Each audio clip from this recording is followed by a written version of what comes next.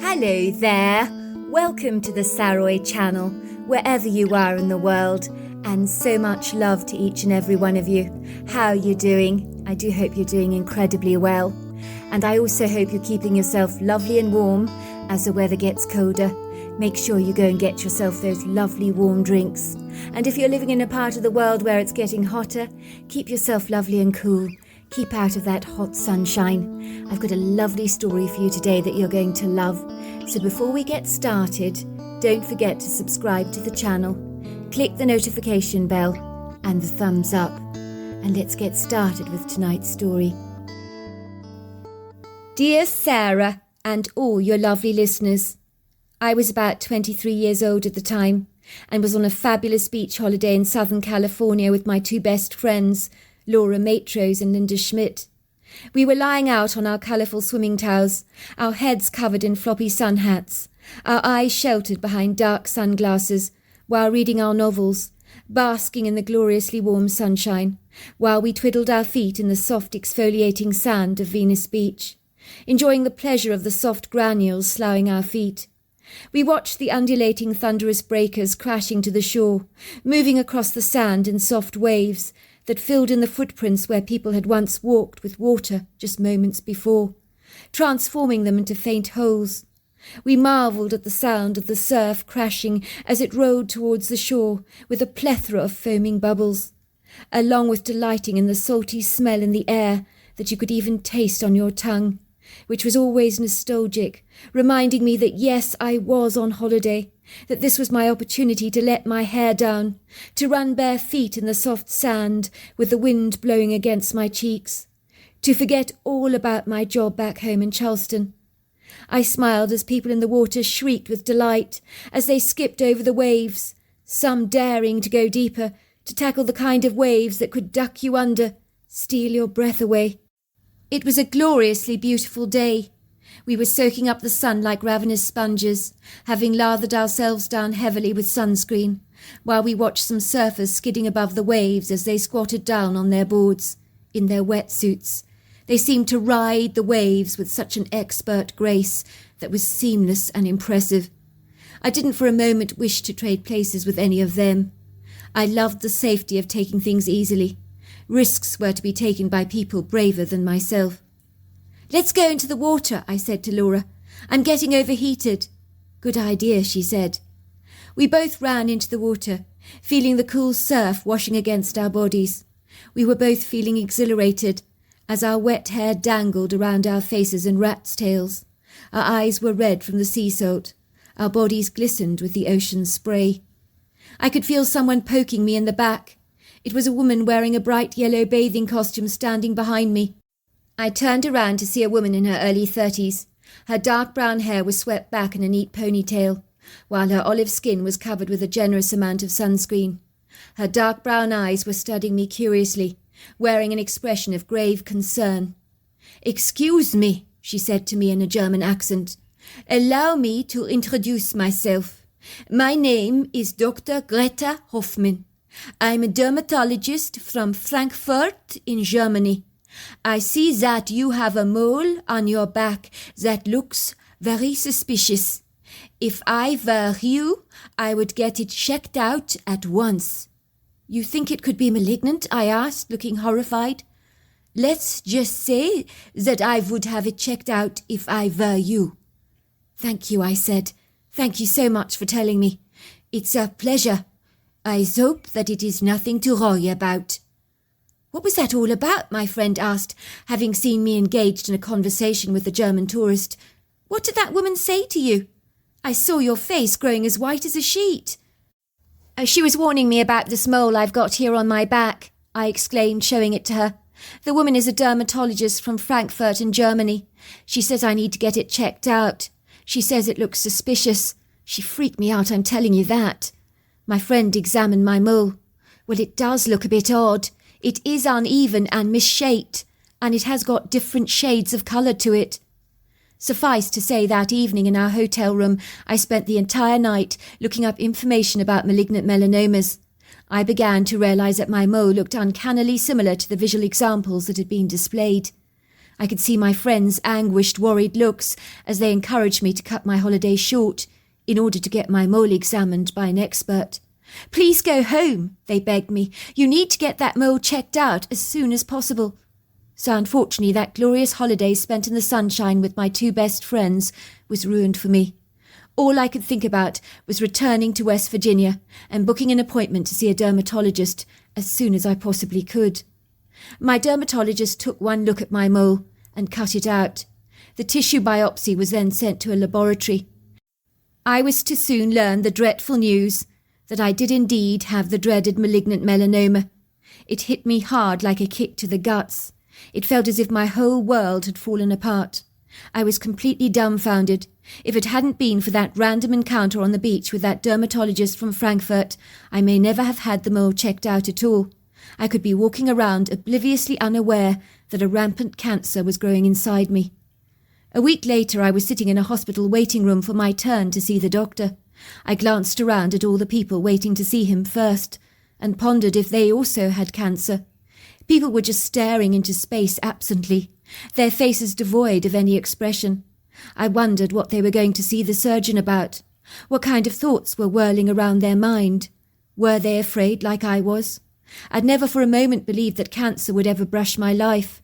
It was something that invariably always happened to other people, but not to me.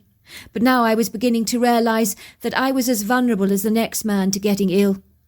When I entered the waiting room after speaking to the receptionist on duty and registering my appointment with her, I couldn't help but notice a headboard on the wall of handwritten letters and cards, all written to the doctor that I was about to visit. I had a glimpse at some of the cards out of a heightened curiosity. "Dear Dr. Miller, I want to thank you for all you did for my mother while she was alive." And another note had read, "Thank you for improving the quality of my sister's life after her melanoma diagnosis." After that, I couldn't read any more notes. They screamed in my head like ambulance sirens. I was now petrified about what the doctor was going to tell me. It would seem that being diagnosed with malignant melanoma was really, really serious stuff.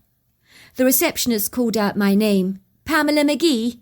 I looked up and nodded, putting down the magazine I'd been pretending to read for half an hour, which was on a page where there was an ad for a protein powder for men guaranteed to grow your pecs 3 times the size.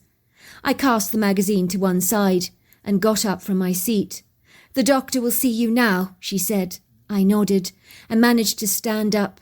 Every part of me was wobbling with anxiety. I took a deep breath and made my way to the doctor's office, terrified of what I was going to be told. How bad was my melanoma? That was the million-dollar question. For a moment I was relieved to see that the doctor wasn't there yet. I took a seat at his very grandiose walnut desk, graced by a family-framed portrait of a woman and kids smiling brightly in the lens. I glanced at the walls. They were heavily laden with impressive medical certificates that were meaningless to me, but I suppose very impressive. Obviously this doctor knew his stuff, so I was in good hands, if that was any consolation. Then I saw him. He was tall, dark and slender. He entered the room and made his way to the desk, taking a seat. He was a very smart, elegant man, turned out in a stylish pinstriped shirt and cream pants, with smart leather shoes. "Good morning," he said. "I'm Dr. Miller. Pleased to meet you." "You are?" "I'm Pamela McGee." "That's right. I have your name here on the file. You're Pamela McGee. You're 23 years old." "That's right." There was a long drawn-out silence as I watched the doctor read through my file. He looked up at me, his steely grey eyes meeting mine, and said, "Why did you leave it so long?" "You mean the mole?" I asked flatly. He nodded. Oh my God! I thought he was about to tell me that the cancer had spread all over my body. I felt as if I was swallowing a soccer ball as I choked out the words. I didn't even notice it. It was on my back. Someone pointed it out to me at the beach. "Good thing they did," said the doctor. "I hate to have to tell you this, but you have stage 3 melanoma." "What does that mean?" "It means that we need to operate to remove some lymph nodes to see if the cancer has spread anywhere else in your body. From then we will know what protocol to follow. We will also be removing extra tissue around the site of the melanoma to ensure that we have extracted all the cancer so that nothing will spread." Will I have a large hole on my back?" "That should be the least of your worries, young lady, but a cosmetic surgeon will help in ensuring that your scars are inconspicuous. We will make it as neat as possible for you." That had happened a whole year ago. Time certainly flies by fast. I'd been incredibly fortunate. Luck had been smiling down on me, as after an operation followed by rigorous testings on their findings after surgery, it would seem the cancer had not reached my lymph nodes, so I was now declared cancer-free. But of course I did need regular checkups to ensure I didn't have any other cancerous moles or growths.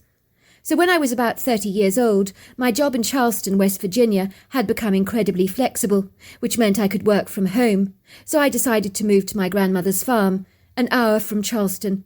She had built a little cottage on the farm so that I could live in the countryside with them, but also have my own space and independence. The cottage was so beautiful. It had been built in a prime location overlooking a silvery pond, where all kinds of stunning bird and waterfowl would congregate. After my scary experience with malignant melanoma, I'd come to realize what the most important things in life are. Cancer has a way of putting things in perspective for you, making you access what really counts in your life. It was a marvelous idea that had been my grandmother's suggestion, as I'd grown up on that farm with both of my grandparents.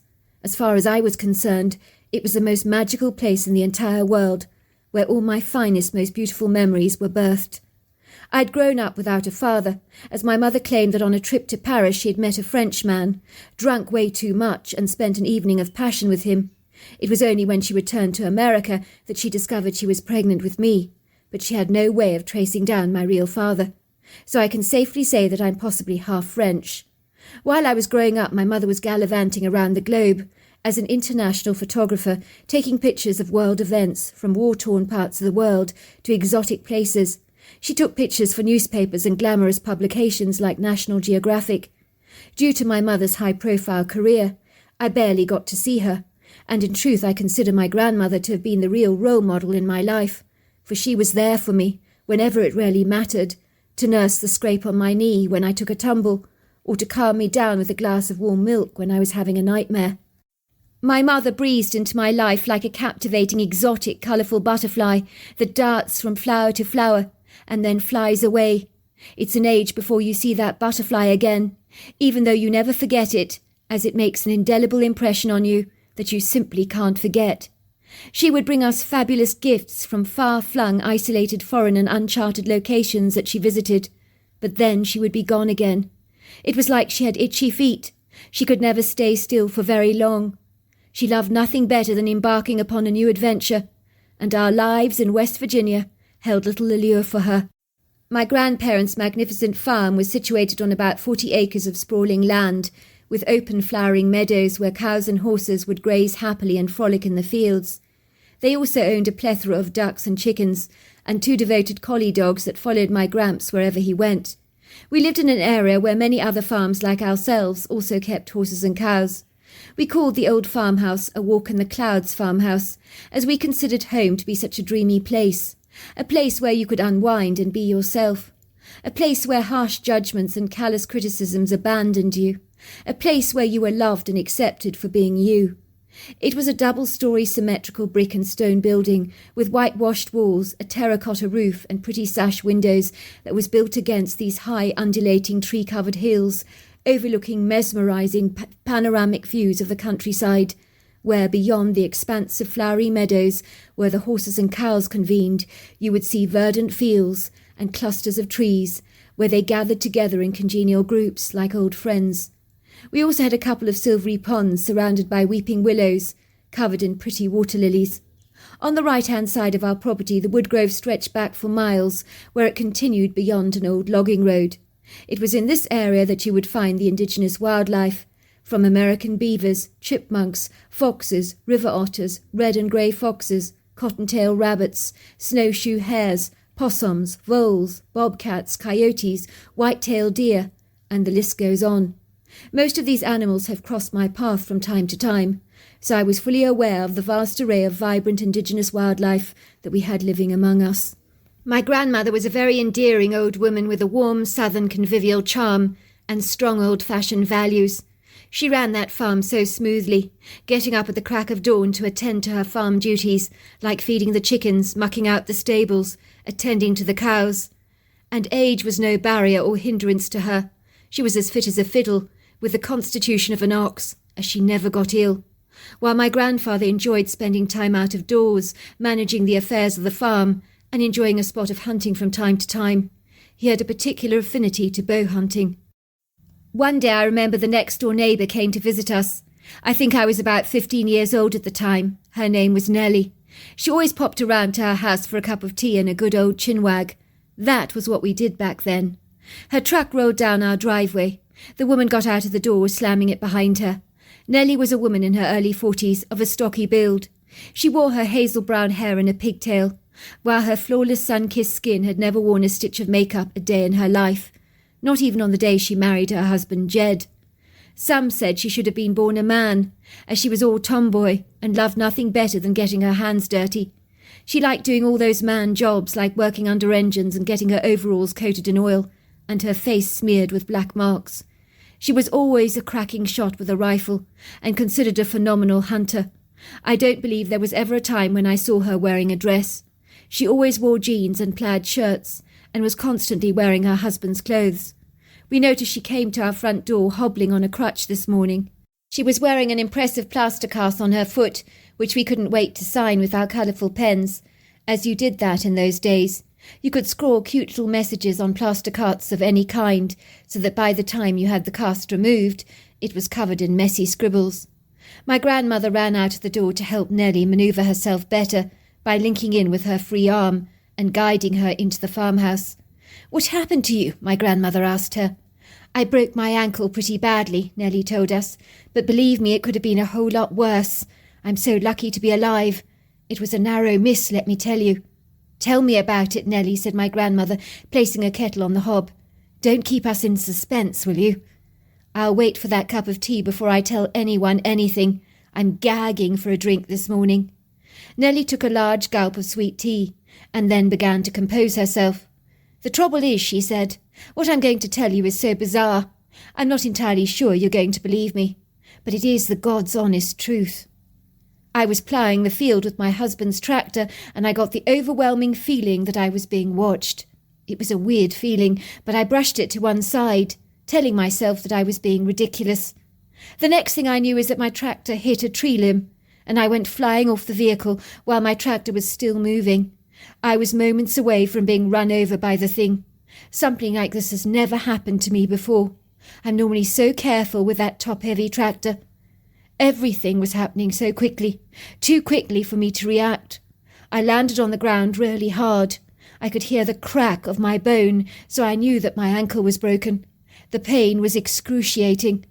I was seconds away from being run over when I found myself being scooped up into these very long, hairy arms, where I was put out of harm's way on the far edge of the field. This thing that rescued me was like a huge, massive, bulky form of dark brown hair.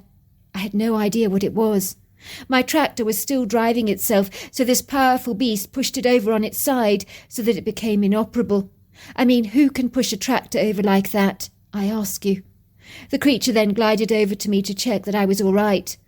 I was in a state of suspended shock, as I realized that without this anomalous creature's intervention, I would almost certainly be dead or very, very seriously injured. "What do you mean, huge, massive, bulky form of brown?" asked my mother. "This was the thing that rescued me," Nellie exclaimed. "This was the thing that saved my life. But what it was, I couldn't tell you." "Well, what was it?" asked my grandmother. "Well, I've no idea," said Nellie. "It looked to be half human. It was big. This thing was easily over 8 foot tall, 3 foot wide. It had overlong arms and a pyramid-shaped head. But the face on this thing was so human. The only way I can describe him to you is he was like a wild man in every regard, but so intelligent, very, very, very clever." "What happened next?" asked my grandmother. "Well, I tried to get up onto my feet, but I couldn't. My ankle was literally dangling off my foot.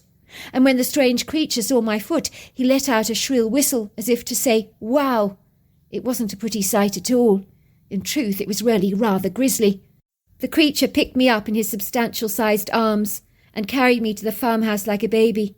He ran with me so gently, the ride was so smooth, he didn't jolt me once, nor did he appear to find me heavy.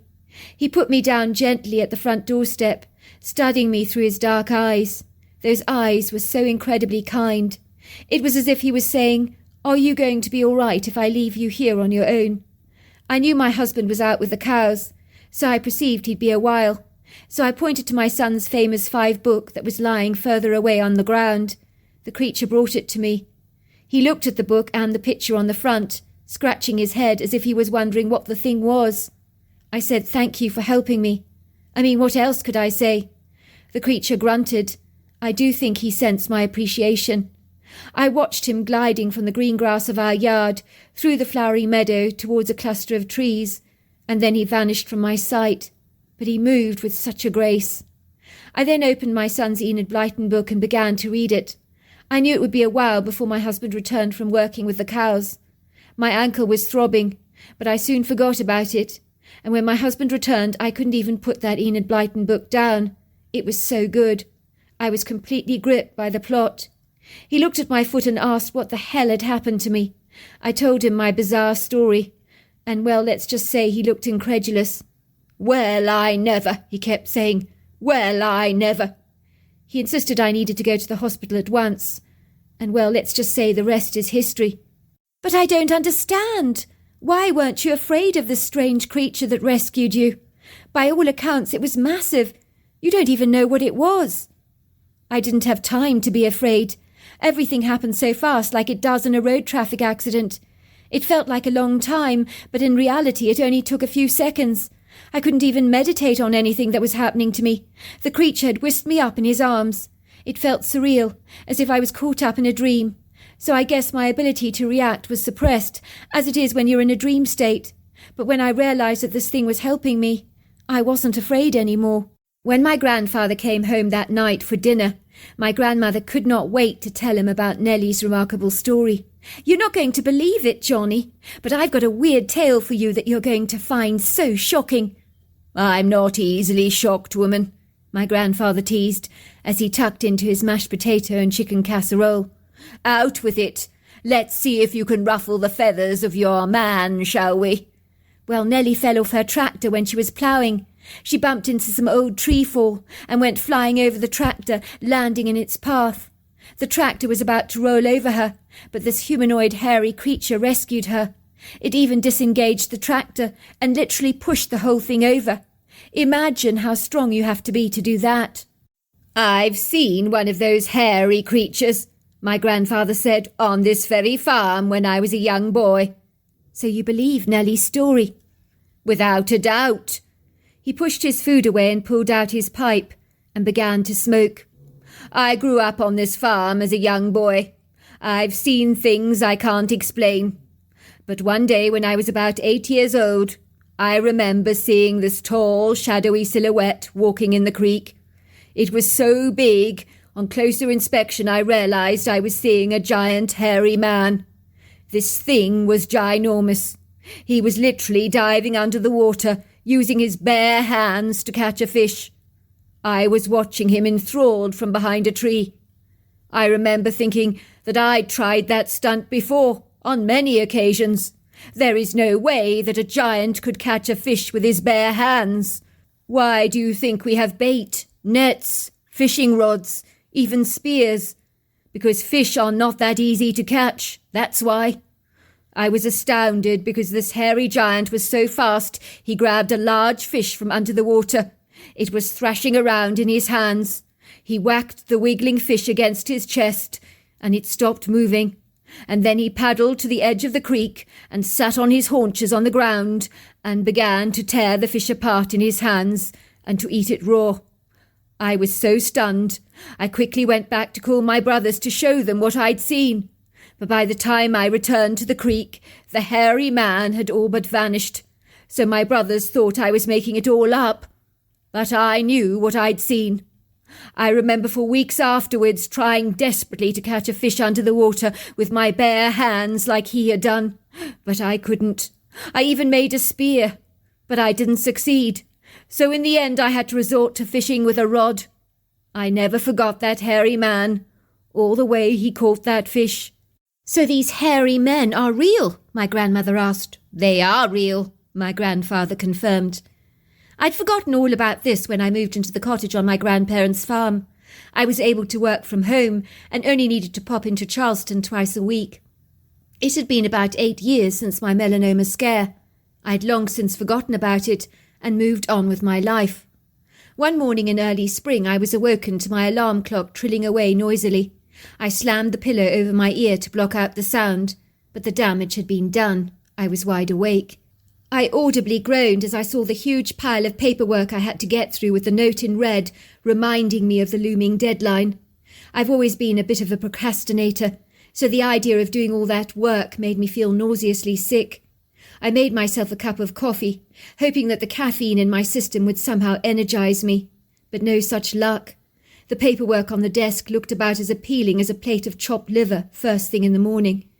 It had been a long drawn-out winter, although here in West Virginia we don't take the same kind of beating for our winters as people in other states invariably do. I was marvelling at that twinkling sunshine glittering over the silvery pond. When I glanced out at the breathtaking view, and then at my paperwork, I just felt the tugging prickles of an overwhelming longing to go out into nature. I persuaded myself that I wouldn't be long. A quick walk in the fresh air would give me that va-va-voom that I needed to get back to my work when I returned, as right now I felt as uninspired as a snail might feel on a frozen lettuce leaf. But after my walk, I would be rearing to go. Well, that's what I told myself anyway. I threw on a cotton top and a loose pair of cotton pants, and then off I went. I ebulliently bobbed out of the cottage with a feisty zealousness, the cool wind blowing against my face, my cheeks burning from its sweeping coolness. A smile emerged from my lips like the blossom from a closed bud as I entered the wooded sanctuary. It was so peaceful, so tranquil, as the shafts of warm spring sunshine darted hungrily through the trees, enveloping the woodland space in a soft ethereal light. The branches of the tree boughs swinging gently in the winds, many of their boughs heavily laden with a plethora of pretty springtime blossoms. The viridescent green floor sparkled like an emerald jewel, shimmering from the moist fragrant dew that powdered the ferns, the moss and the pretty spring shrubs in a fine wet spray, so that everything glittered, twinkled and sparkled in the soft light of the morning, as if every leaf and flower had been perfectly polished. I realized it must be earlier than I imagined. Perhaps my alarm clock had gone off prematurely, but it was so perfect being up this expeditiously in the morning. The songs of the dawn chorus burst through the woodland sanctuary, the pretty trills and warbles of the birds, such pleasing music to my ears, while the smells of wildflowers lingered in the air like a pretty bouquet.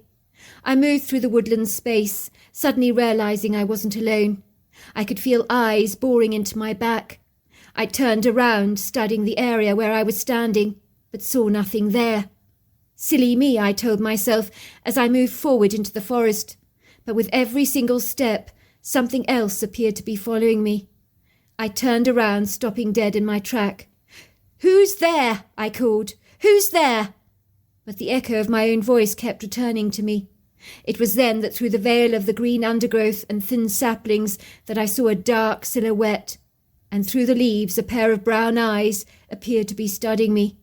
They looked like liquid pools of warm treacle. There was nothing cold or aggressive about those eyes, but at 8 feet off the ground, this thing was hugely intimidating, so my level of comfort was expunged from me. I turned around to make hasty tracks back to the house, as whatever this was that was watching me from the shadows, it was enormous. I turned around as a little pebble was flung at my back. I realized this creature was following me. I sensed its energy was playful, almost mischievous, but I wanted to get out of the forest as fast as I could, as my anxiety had escalated. The next thing I knew, that was in my desperate attempts to leave the woods, I had stumbled ungracefully and fallen over a knotted root in the earthen floor. I could hear running feet pounding the ground as they hurried towards me. It seemed like the ground was vibrating, heaving and shaking as the creature neared its approach. I was trying desperately to raise myself off the ground when the benevolent creature that had been following me glided through the shadows like a ghost, and was mindfully hovering over me, as earnest golden eyes studied me from 8 foot off the ground, wearing an expression of bewilderment on its leathery human-like face. I imagine I must have appeared like a lumbering, clumsy, cloddish idiot to this anomalous creature. I was astonished when he helped me off the ground by reaching out his hand to me. I took it. It was warm, slightly damp, incredibly strong. I could feel the power in those fingers. I thought I had to be dreaming. I was lifted up the ground with a gentle tug. The creature did something very strange with his hand. He moved the skin at the back of my arm towards the front. His flat aquatic nose began to sniff the area. He took several sniffs and began to grunt. He looked up at me and pointed to the spot on my arm, as if he was seeing something bad there. The way he was wrinkling his nose told me that he wasn't pleased by what he had found. I lifted my arm up to examine the area that the creature had been pointing at, and there on my skin was another ominous mole, like the one that a German tourist had spotted on me years before on Venice Beach. But now a strange, outlandish creature had sensed something was wrong with the mole on the back of my arm, and had alerted me to the problem. Maybe he had noticed it when he was following me in the woods, after he had raised me to my feet. All of a sudden a shrill whistle permeated the forest. The creature immediately responded to the sound with a similar whistle back. I knew that sound so well. I thought it was from the birds, but I realized now differently. He looked at me and gave me a firm nod. He glided away. So there I was again, sitting at the doctor's office being asked why I'd left it so long, as of course the mole at the back of my arm had been identified as another malignant melanoma. But once again it was stage 3 cancer. It hadn't spread to my lymph nodes. I was very lucky indeed, and declared cancer-free. The trouble was both my moles were in inconspicuous places that I would never have spotted myself if it hadn't been for a random tourist who happened to be a dermatologist and an outlandish creature I now know to be a Bigfoot. I marvel that a creature like that would know that there was something wrong with that mole, which it smelt with its nose. But then dogs can also smell cancer, so maybe it's not so strange after all. So there you are. That's my story. Wow, what an incredible story. Until next time, goodbye and good night.